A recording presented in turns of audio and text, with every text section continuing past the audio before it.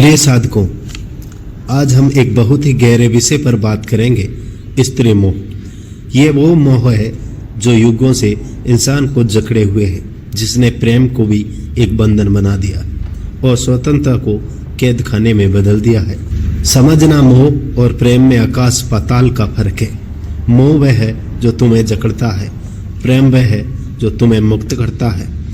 मोह में तुम दूसरे पर निर्भर हो जाते हो, प्रेम में तुम पूर्ण हो जाते हो। जब तुम कहते हो मैं तुम्हारे बिना नहीं रह सकता, तो तुम प्रेम नहीं, गुलामी की घोषणा कर रहे होते हो। प्रेम में कोई मालिक नहीं होता, प्रेम में कोई गुलाम नहीं होता। जो व्यक्ति स्वतंत्र है वह प्रेम कर सकता है, क्योंकि वह प्रेम को पकड़ता नहीं, बहने देता है। लेकिन जो मोह में गिरा है वह प्रेम को वस्तु बना देता है, अधिकार बना देता है। मोह हमेशा दुख होता है, क्योंकि मोह का आधार भय और स्वामित्व, वह मेरी है, वह मुझसे दूर ना जाए, ये सब भय के बीज है। और जहां भय है वहां प्रेम हो ही नहीं सकता।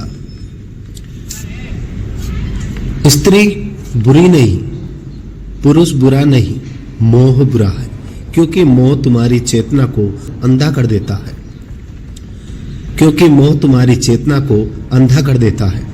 प्रेम जो तुम्हें ऊंचा उठाता है, मोह तुम्हें नीचा गिरा देता है।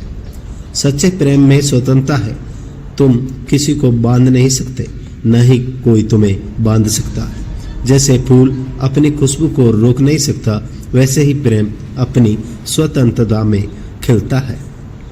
यदि तुम सच में प्रेम करना चाहते हो तो पहले खुद से प्रेम करो, अपनी आत्मा को पहचानो, फिर जो बाहर प्रेम बहेगा वह मुक्त प्रेम होगा, ना मोह ना बंधन।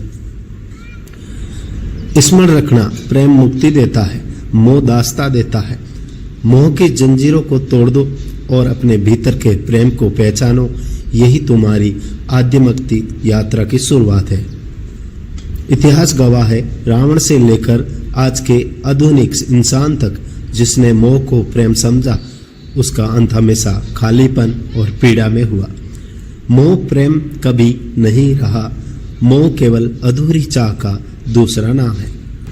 देखो रावण को, वह महान ज्ञानी था, अद्वितीय भक्त था, पर जब उसने मोह को प्रेम समझा तो उसका ज्ञान अंधा हो गया और वही मोह से लंका के विनाश तक ले गया।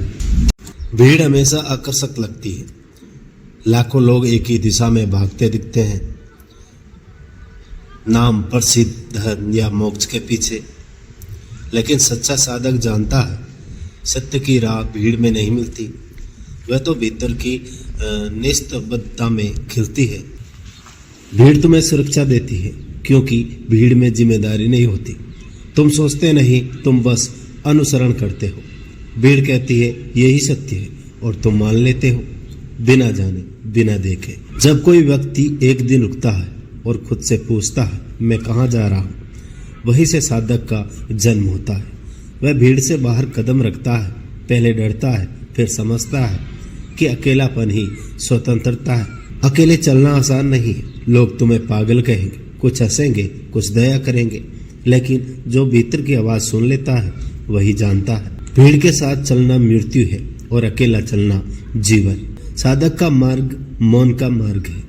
वह कम बोलता है, ज्यादा सुनता है।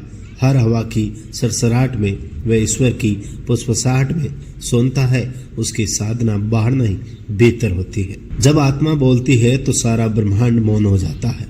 वह कहती है भीतर जाओ, सारा सत्य यही है। और जो सुन लेता है वही मुक्त हो जाता है, भीड़ से, समाज से और भय से। गुरु केवल मार्ग दिखाता है, चलना तुम ही होता है। गुरु कहता है सत्य को मानो, अनुभव करो।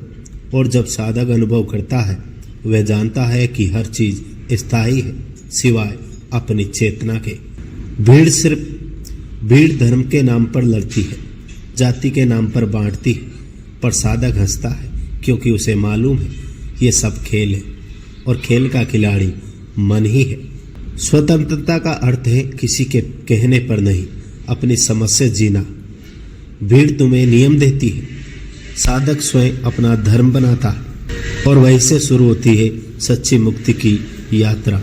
तो साधक बनो, अनुयायी नहीं। चलो उस दिशा में जहां तुम्हारा हृदय ले जाए, क्योंकि सच्चा मार्ग वही है जो तुम्हें भीतर की शांति तक पहुंचा दे। और याद रखना, भीड़ से अलग चलना अकेलापन नहीं है, बल्कि आत्मा का उत्सव है।